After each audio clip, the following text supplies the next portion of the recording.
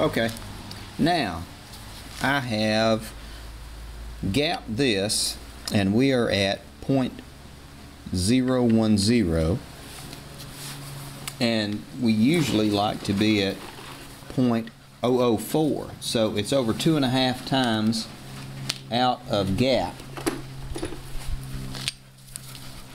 So we are going to, oh hey Murray, yeah, oh yeah, good dog, yeah, walk on by, maybe not.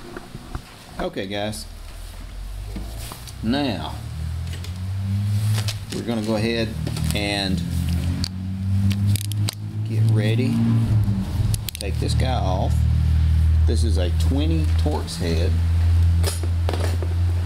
and I am going to find a 10mm wrench. There we go.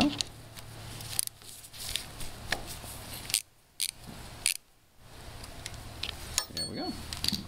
Now we're going to set the gap. We're going to tighten it back up. We're going to go to the exhaust. We're going to set it, and then we are going to roll the engine over 3 or 4 times, and then we're going to do it all again. There we go.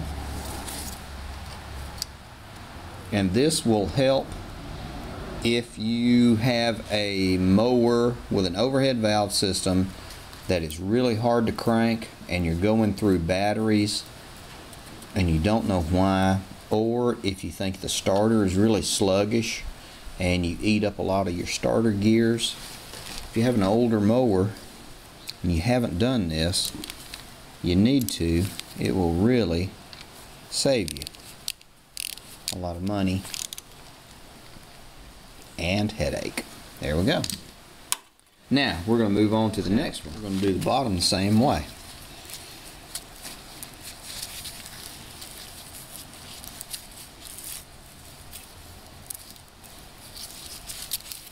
If this video runs into any length of time, I'll break it down into 2 parts. This is good stuff.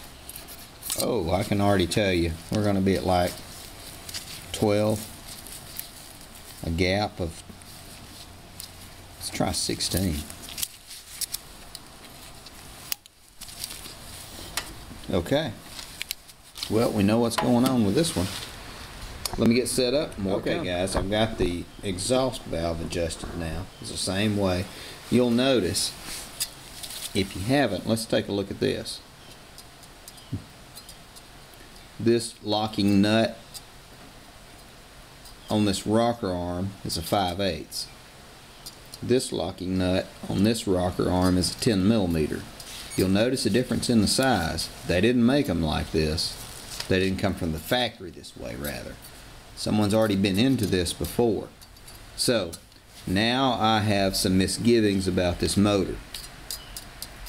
Wonder what happened to this if it didn't tear up and is sitting in the oil pan now. So we're going to have to be really careful on this one. If it smokes or if it's got a shake to it, it feels loose to me from the top side rotating it. So I'm already a little apprehensive about it. So, but we shall see. If I can get this thing cranked today in this video, I'd like to, so you can get a look at it in case we got a lemon here. Worst comes to worst, we're going to pull this engine off, scavenge everything out, bust the block apart, scrap it out for the aluminum. We're going to put another motor on here and kick it back out. A motor that's in good shape. But more to come. Okay guys, we have finished up on the overhead valves, got it all put back together, put the plug back in. I wanted to check on the starter gear teeth, and the nice thing about this is this has a metal starter gear, so these teeth are metal. If you were going to swap it over and wanted to use this starter gear, you would have to use this flywheel because it's made for that.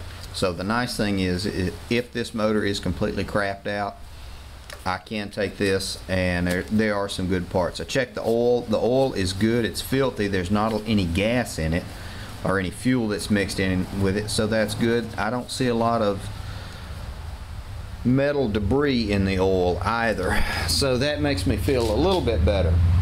I'm going to clean the carburetor bowl out real quick, and we're going to put some fresh gas in here, see if we can't jump start this thing. More to come.